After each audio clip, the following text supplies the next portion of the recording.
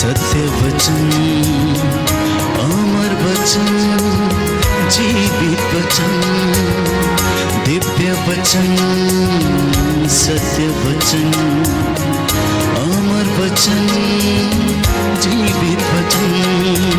साई दा बामा बनी दा बामा बगरे रे सा नी रे सा नी रे सा नी रे सा नी रे सा। दिव्य वचन, सत्य वचन, अमर वचन, जीवित वचन, दिव्य वचन, दिव्य वचन।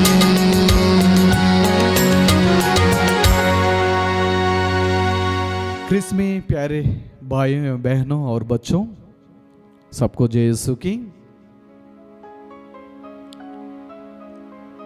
मैं जानता हूं कि आप सभी 40 काल में अपने आप को तैयार कर रहे हैं, उपवास करते हुए, प्रार्थना करते हुए प्रभु के साथ साथ चलने के लिए अपने आप को तैयार कर रहे हैं। 40 काल समय में प्रभु हमको एक आज्ञा देते हैं कि सावधान रहने के लिए। मत्ती सुसमाचार अध्याय 6 ईश वचन 5 में हम पढ़ते हैं, डोंगियों की तरह प्रार्थना नहीं करो। वे सभागृहों में और चौकों पर खड़ा होकर प्रार्थना करना पसंद करते हैं, जिससे लोग उन्हें देखें। मैं तुम लोगों से यह कहता हूं, वे अपना पुरस्कार पा चुके हैं। जब तुम प्रार्थना करते हो तो अपने कमरे में जाकर द्वार बंद कर लो और एकांत में अपने पिता से प्रार्थना करो। तुम्हारा पिता जो एकांत को भी देखता है तुम्हें पुरस्कार देगा।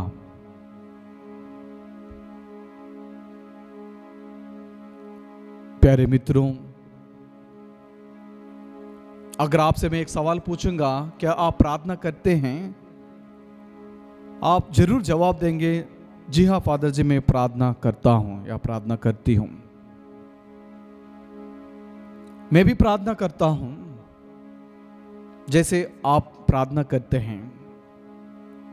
सभी प्रार्थना करते हैं, लेकिन आज हम मनन करेंगे इस 40 काल समय में जब हम प्रार्थना करते हैं, प्रार्थना का प्रभाव हमारे जीवन में क्या होना चाहिए। बहुत लोग पूछते रहते हैं, प्रार्थना क्यों करना है? प्रार्थना करने से हमें क्या मिलता है? क्या बिना प्रार्थना हम नहीं जी पाएंगे? मैं आपसे एक सवाल पूछूंगा, क्या बिना पानी पी के आप नहीं जी पाओगे? जैसे पानी जीने के लिए अनिवार्य है, प्रार्थना एक ईसाई के जीवन में, आत्मिक जीवन में आगे बढ़ने के लिए बहुत अनिवार्य चीज है। जैसे एक पक्षी बिना पंखे नहीं उड़ पाती हैं, जैसे एक मछली बिना पानी मर जाती है, मनुष्य भी बिना ईश्वर प्रार्थना के बिना खत्म हो जाता है, धीरे धीरे खत्म हो जाता है, आत्मिक जीवन खत्म हो जाता है। मेरे जानकारी में बहुत सारे उदाहरण हैं जो लोग सचमुच प्रार्थना में नहीं बिताते हैं। 2 दिन पहले एक दीदी बता रही थी, फादर जी मेरा पति प्रार्थना बिल्कुल नहीं करता है, बाइबल पाठ नहीं पढ़ता है, पारिवारिक प्रार्थना में नहीं बैठता है। और उस दीदी का परिवार में इतना परेशानियां हैं, पति पत्नी के बीच में अच्छा रिश्ता नहीं है, बच्चे और माँ बाप बीच में अच्छा रिश्ता नहीं है, उस परिवार में बहुत सारे दुख तकलीफ है। इसलिए प्रार्थना बहुत जरूरी है हमारे जीवन के लिए। एक मनुष्य का शरीर में दिल कैसे काम करता है, एक क्रिस्त भक्त के जीवन में प्रार्थना वैसे ही काम करता है। और विशेषकर कि इस 40 साल समय में बिना प्रार्थना हम आगे नहीं बढ़ पाएंगे। लूकस का सुसमाचार में हम पढ़ते हैं कि प्रभु खुद गेत्सेमनी में जाते हैं प्रार्थना करने के लिए। सुसमाचार में हमको मिलता है प्रभु लोगों से दूर चले जाते हैं और एकांत में चले जाते हैं पिता के साथ प्रार्थना में जुड़े रहने के लिए।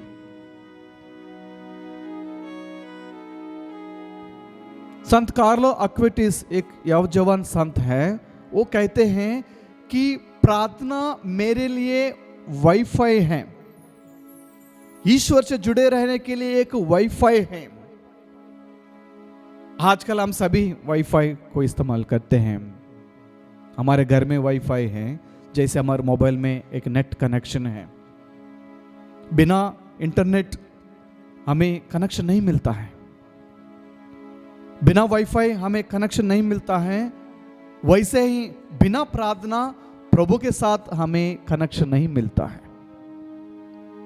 और ये संत कहता है प्रार्थना मेरा वाईफाई है, ईश्वर के साथ जुड़े रहने के लिए, ईश्वर के साथ एक अच्छा रिश्ता बनाने के लिए एक साधन है, एक साधक है, प्रार्थना है। ये प्रार्थना का प्रभाव हमारे जीवन में क्या होना चाहिए? पहला हम देखेंगे, prayer brings us back to God. जो प्रभु से दूर चले गए हैं, जो अपनी आत्मिक यात्रा में भटक गए हैं, प्रभु के पास लौटने के लिए प्रार्थना मदद करता है। 40 साल प्रभु के और लौटने के लिए हमें आमंत्रित करता है। और इस 40 साल समय में प्रभु के पास लौटने के लिए और प्रार्थना हमें मदद करता है। पुराने विधान में हम पढ़ते हैं कि बहुत बार अब्राहम ने प्रार्थना किया, नबी मूसा ने प्रार्थना किया, सामुएल ने प्रार्थना किया, यिर्मयाह ने प्रार्थना किया, इसहाक ने प्रार्थना किया। सारे नबी राजाएं प्रार्थना करके आगे बढ़े हैं, प्रभु के पास लौटने के लिए कोशिश किया है।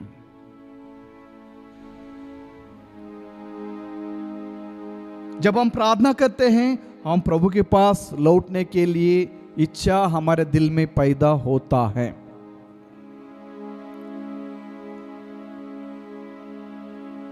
बाइबल में हम देखते हैं लूकस का सुसमाचार अध्याय 15 ईस्वी 17 और 20 तक उड़ा पुत्र के बारे में हम सभी जानते हैं। I will rise and go to my father. वचन बताती हैं कि जब उड़ा पुत्र होश में आ गया, वो उठ खड़े कर मन में सोचता है, मैं उठूंगा, पिता के पास लौटूंगा। सबसे पहले प्रार्थना यही है। प्यारे मित्रों, आपसे मैं एक सवाल पूछना चाहता हूं। इस संसार में सबसे बड़ा पाप क्या है? सबसे बड़ा पाप क्या है? कोई बताते हैं कि 10 आज्ञाओं को पालन नहीं करना, उपवास नहीं करना, माँ बाप की बात नहीं सुनना, व्यभिचार करना, हत्या करना, ये सारे पाप हैं। लेकिन संत पापा जॉन पॉल II ने कहा कि पाप की भावना को खोना सबसे बड़ा पाप है। पाप की भावना को खोना सबसे बड़ा पाप है। Losing the sense of sin is the greatest sin in the world. आदमी को ये पता नहीं चल रहा है वो पाप कर रहा है, मनुष्य को ये पता नहीं चल रहा है वो पाप में गिर पड़ा है। इसलिए प्रार्थना की बहुत जरूरी है। जब हम प्रार्थना करते हैं, हमें पता चलता है हमें वापस लौटना है। संत पापा फ्रांसिस एक कदम आगे बढ़ाते हैं और कहते हैं जो व्यक्ति पाप की भावना को खो जाता है वो व्यक्ति स्वर्ग राज्य की भावना भी खो जाएगा। जो व्यक्ति पाप की भावना को खो जाता है स्वर्ग राज्य की भावना को भी खो जाएगा। जी हाँ प्यारे मित्रों, सही बात संत पापा ने कहा। जब हम पाप की भावना को खो जाते हैं स्वर्ग राज्य की भावना भी हमारे दिल से निकल जाएगा। प्रार्थना हम सबको प्रभु के पास लौटने के लिए मदद करता है। प्यारे मित्रों, एक अच्छा उदाहरण हम ले सकते हैं। हम सभी जीपीएस इस्तेमाल करते हैं, ग्लोबल पोजीशनिंग सिस्टम कहते हैं। आजकल हर एक व्यक्ति इसको इस्तेमाल करते हैं। जब कभी कभी जीपीएस हमें गलत रास्ते में लेकर जाता है, हम रास्ते में भटक जाते हैं, और जो भी गाड़ी चलाता है उनको क्या करना चाहिए, उस जीपीएस में एक अच्छा चीज है, वहां पर है रीरूटिंग। जब रीरूटिंग का बटन दबाओगे दोबारा आपका मैप सही हो जाएगा, आपका एक रास्ता मिल जाएगा, सिग्नल मिल जाएगा आपके डेस्टिनेशन पहुंचने के लिए। इस जीपीएस का अर्थ मैं देना चाहता हूं गॉड पोजीशनिंग सिस्टम। हर एक मनुष्य के अंदर गॉड पोजीशनिंग सिस्टम होना चाहिए, तभी हम प्रभु के पास लौटेंगे। हमारा डेस्टिनेशन अलग है। अगर ये गॉड पोजीशनिंग सिस्टम हमारे जीवन में नहीं है, हम भटक जाएंगे और जहां हमें जाना है वहां नहीं जा पाएंगे। इसलिए प्रार्थना की बहुत जरूरी है। सबसे पहली चीज है प्रार्थना प्रभु के पास लौटने के लिए मदद करता है। दूसरे शब्दों में मन परिवर्तन करने के लिए मदद करता है। जैसे उड़ाव पुत्र उड़ गया, वचन कहता है जब होश में आया था। हर एक मनुष्य होश में आना चाहिए। हर एक ख्रिस्त भक्त, हर एक सत्संगी होश में आना है, पाप से दूर रहने के लिए कोशिश करना है। इस 40 साल समय प्रभु हमसे यही चाहते हैं कि हम उठना है, प्रभु के पास लौटना है। यही सच्ची प्रार्थना होती है। दूसरा यह है कि प्रेयर लीड्स टू फॉरगिवनेस। जब हम प्रार्थना करते हैं क्षमा करने का गुण हमारे अंदर हो जाता है। स्तोत्र ग्रंथ में हम पढ़ते हैं अध्याय 91 यीशु वचन 10 में दाऊद प्रार्थना करते हैं, create in me a clean heart O God. मेरे दिल में एक शुद्ध दिल प्रदान करना, एक शुद्ध मन मेरे दिल में प्रदान करना, मेरे दिल को शुद्ध करना, सुदृढ़ बना दे। और आगे हम ये भी पढ़ते हैं कि प्रभु दीनहीन और पश्चाताप हृदय को कभी तिरस्कार नहीं करेगा। Praise the Lord. वचन 19 में हम पढ़ते हैं दीनहीन और पश्चाताप हृदय को प्रभु कभी तिरस्कार नहीं करता है। जब हम प्रार्थना करते हैं एक दूसरे को क्षमा करने में आगे बढ़ते हैं। प्यारे मित्रों, राजा दाऊद वही प्रार्थना करते हैं कि have mercy on me O God. प्रभु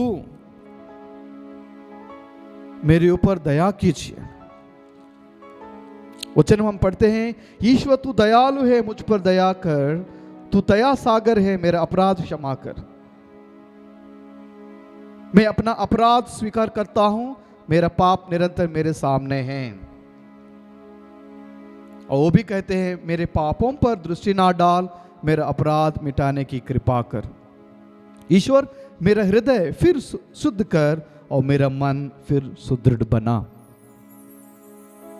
प्यारे मित्रों, जब प्रार्थना करते हैं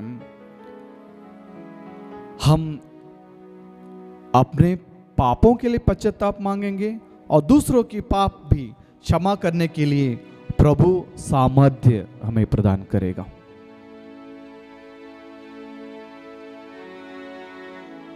संत अगस्टिन पाप में गिर पड़ा था। उनकी मां संत मोनिका इतना प्रार्थना करती थी, दिन रात आंसू बहाकर प्रार्थना करती थी संत अगस्टिन की दिल परिवर्तन के लिए। संत मोनिका की मृत्यु होने के बाद संत अगस्टिन के जीवन में बदलाव आता है। बिशप आम्ब्रोस ने कहा संत मोनिका से,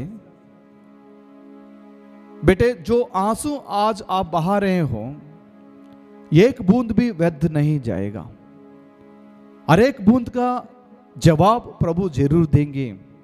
और प्रभु ने जवाब दिया संत अगस्टिन के जीवन के द्वारा। इतना अगस्टिन बदल गया, अपने जीवन इतना बदलाव लाया और आज माता कलीसिया उनको डॉक्टर ऑफ द चर्च के रूप में पुरस्कार देती हैं, मानती हैं। इसको कहते हैं मन परिवर्तन, दिल परिवर्तन और एक दूसरों को क्षमा करने के लिए भी। सिस्टर रानी मरे के बारे में बहुत लोग जानते होंगे। वो लोगों की सेवा में लगे रही थी, लोगों को अपने राइट्स के बारे में बताती थी, लोगों को चेतावनी दे रही थी, प्रोत्साहित कर रही थी। लेकिन जब उनको एक व्यक्ति ने खूनी कर दिया, बाद में हमें पता चला कि उनका परिवार लोगों ने उस आदमी को क्षमा कर दिया और रक्षा बंधन का दिन उस आदमी को रक्षा बंधन बांधकर बाई मानकर उनके क्षमा किया, उस व्यक्ति को अपनाया। इसको कहते हैं सच्ची प्रार्थना। जो सच्ची प्रार्थना करते हैं लोगों के पापों की क्षमा करते हैं। प्रभु इतना प्रार्थना में आगे बढ़ते थे, एकांत में पिता के साथ प्रार्थना करते थे। वो अच्छा प्रार्थना जब क्रूस पर मरते मरते प्रभु ने किया, प्रभु इन्हें क्षमा कीजिए, ये नहीं जानते क्या कर रहे हैं। सबसे उत्तम प्रार्थना प्रभु क्रूस पर मरते मरते कहते हैं और करते हैं, पिता इन्हें क्षमा कर, वे नहीं जानते क्या कर रहे हैं। सचमुच प्रभु से हमें सीखना चाहिए कैसे प्रार्थना करना है। प्रार्थना ये नहीं होता है प्रभु मुझे ये दे दो, वो दे दो, अगर ये मुझे आप ये देंगे मैं आपके लिए ये करूंगा, अगर मेरे परिवार में ये आशीष मिलेगा तो मैं आपके लिए इतना दूंगा। प्रभु को आपके जो देन लेने में कुछ जरूरी नहीं है।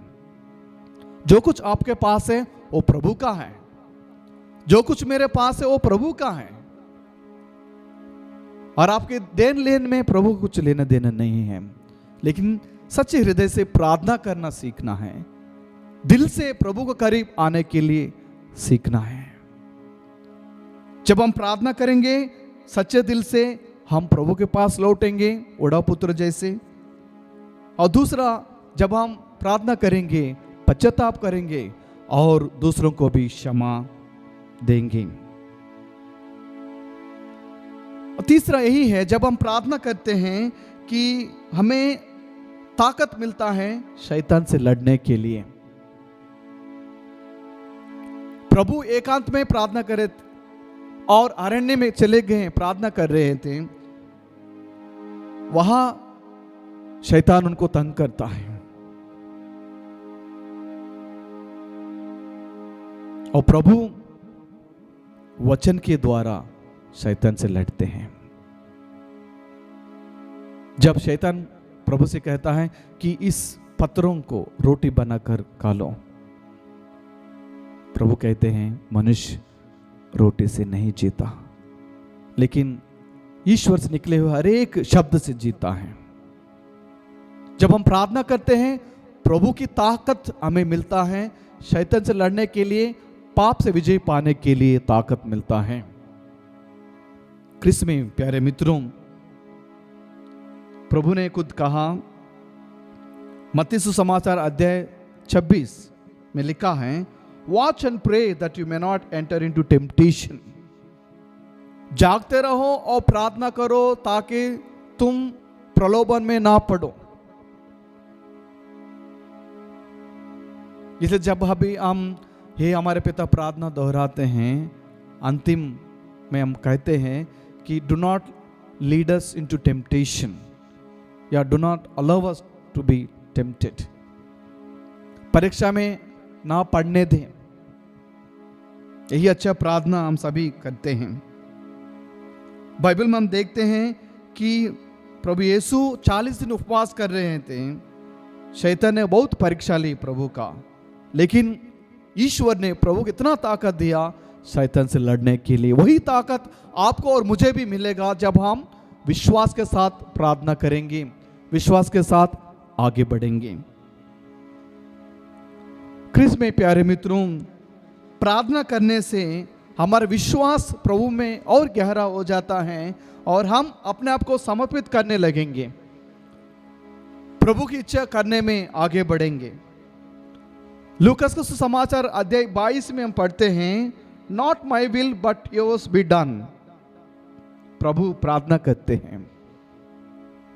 बाइबल में हम पढ़ते हैं कि प्रभु गेत्सेमने में जाते हैं, वहां घुटने टेक कर प्रार्थना करते हैं और कहते हैं, हे पिता, मेरी इच्छा नहीं बल्कि तेरी इच्छा पूरी हो जाए। जब हम दिल से प्रार्थना करते हैं, ईश्वर की इच्छा हमारे जीवन में लागू करने के लिए हम कोशिश करेंगे। जो व्यक्ति प्रार्थना नहीं करता है, खुद की इच्छा के अनुसार अपना जीवन बिताएगा, पाप में डूब जाएगा, अपने जीवन में, जिंदगी में भटक जाएगा, प्रभु की कृपा से दूर चले जाएगा। दाऊद खुद की इच्छा के अनुसार अपना जीवन बिता रहा था, अपने वासना में गिर पड़ा था, वासना के अनुसार अपना जीवन बिता रहा था कि इतना पाप में गिर गया, इतना पाप में डूब गया। वो प्रार्थना करता है, प्रभु मुझ पापी पर दया कर, मुझ पापी पर दया कर। मैं अपराधियों को तेरे मार की शिक्षा दूंगा और पापी तेरे पास लौट जाएंगे। वो प्रार्थना करते हैं कि तू हृदय की सच्चाई से प्रसन्न होता है, मेरे अंतःकरण को ज्ञान की बातें सिखा। मैं अपना अपराध स्वीकार करता हूं, मेरा अपराध निरंतर मेरे सामने है। मैंने तेरे विरुद्ध पाप किया है, मैंने वही किया जो तेरी दृष्टि में बुरा है। जब हम पाप करते हैं, प्रभु की इच्छा करने में हम आगे बढ़ेंगे। दाऊद जब पश्चाताप किया था और दिल से प्रार्थना किया था, प्रभु की इच्छा करने में आगे बढ़ा और फिर ईश्वर ने उनको आशीर्वाद प्रदान किया। क्रिस्त में प्यारे मित्रों, क्या आप पाप में गिर गए हो, पाप में जीवन बिता रहे हो? प्रभु आज आपको बुला रहे हैं पाप को छोड़ के प्रभु के पीछे होने के लिए। और प्रार्थना हमें आश्वासन दिलाता है, आशा दिलाता है और हमारे दिल को सुकून देता है। अगर हम परेशान हैं, फिर भी जब हम प्रार्थना करेंगे, प्रभु का वचन हमको सुकून देता है, दिल की शांति प्रदान करता है। फिलिपियों के पत्र में अध्याय 4 ईश वचन 6 और 7 में हम पढ़ते हैं, do not be anxious about anything but in every situation by prayer present your request to God. अपने जीवन में ज्यादा चिंता करने की जरूरत नहीं, हर परिस्थिति में प्रार्थना करते हुए अपना निवेदन प्रभु के समक्ष पेश करें। पहला सामुएल के ग्रंथ अध्याय 1 ईश वचन 10 और 18 के बीच में हम पढ़ते हैं हन्ना के बारे में। हन्ना रो रो कर फूट फूट कर प्रार्थना करती हैं और बाद में प्रभु ने उनका प्रार्थना सुनी। जो आशा प्रभु पर रखी है, जो भरोसा प्रभु पर रखी है, प्रभु ने उनको भरोसा दिलाया स्तोत्र ग्रंथ में हम पढ़ते हैं, मैंने संकट में प्रभु को पुकारा, प्रभु मेरी वाणी सुनी। Praise the Lord. प्रभु हमारा वाणी सुनता, वो सुनने वाला ईश्वर है, हमारा पुकार सुनने वाला ईश्वर है। इसलिए जब हम दिल से प्रार्थना करें, प्रभु हमारा पुकार सुनता है, हमारे दिल को सुकून देता है, हमारे परिवार में शांति देता है, आशा में आगे बढ़ने के लिए शक्ति प्रदान करता है। और इतना ही नहीं, प्रार्थना हमारे जीवन में बदलाव लाने के लिए, एक दूसरे के जीवन में बदलाव लाने के लिए हमें मदद करता है। याकूब के ग्रंथ में अध्याय 5 ईस्वी 16 में लिखा हुआ है, the prayer of A righteous person is powerful and effective.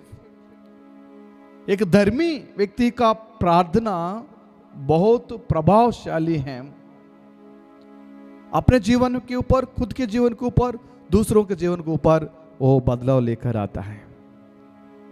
और इस 40 साल समय में जब हम प्रार्थना करते हैं, हमारे प्रार्थना प्रभु के पुनरुत्थान को मनाने के लिए, धूमधाम से प्रभु के पुनरुत्थान को मनाने के लिए मदद करता है। जैसे प्रभु ने क्रूस पर प्रार्थना किया था, वैसे हम भी प्रार्थना करना चाहिए। आइए प्यारे मित्रों, प्रार्थना में आगे बढ़ने के लिए अपने आप को तैयार करें। जैसे वचन में आपने सुना कि प्रभु कहते हैं कि डोंगियों की तरह प्रार्थना मत करो, एकांत में प्रार्थना करो। जो अदृश्य रूप में पिता आपको देखता है, वो आपको आशीर्वाद प्रदान करेगा, अपना पुरस्कार प्रभु दे देगा। पिता से प्रार्थना करो, तुम्हारा पिता जो एकांत को भी देखता है तुम्हें पुरस्कार देगा। आइए हम एक भजन गाएंगे, प्रार्थना में जो कुछ मांगा पूरा करो अरमान। जब मैं ये भजन गाऊंगा, सभी मेरे साथ जुड़ जाइए, प्रार्थना के महत्व को जान लीजिए, और प्रार्थना के द्वारा हम प्रभु से क्या क्या पा सकते हैं, हम इस गीत के द्वारा सुनेंगे।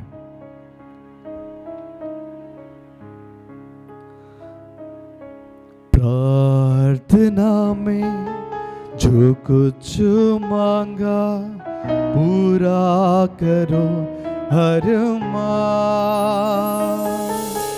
प्रार्थना में जो कुछ मांगा पूरा करो हर मान। सारी कथाएं मानता हूँ, तेरा करो अब ध्यान। सारी कथाएं मांगता हूँ, तेरा करो अब ध्यान। प्रार्थना में जो कुछ मांगा पूरा करो हर मान। प्रार्थना में जो कुछ मांगा पूरा करो हर मान। प्यारे मित्रों, जब हम प्रार्थना करेंगे प्रभु के पास लौट जाएंगे, एक दूसरे को क्षमा कर पाएंगे, अपने आप को शुद्ध कर सकते हैं, दूसरों के जीवन में बदलाव ला सकते हैं, हमारे जीवन में बदलाव ला सकते हैं। और प्रभु की पुनरुत्थान को अच्छी तरह से मनाने के लिए प्रभु हमें ताकत प्रदान करेगा। आइए हम एक अच्छा प्रार्थनामय जीवन बिताने के लिए कोशिश करते रहेंगे। पिता और पुत्र और पवित्र आत्मा के नाम पर आमीन।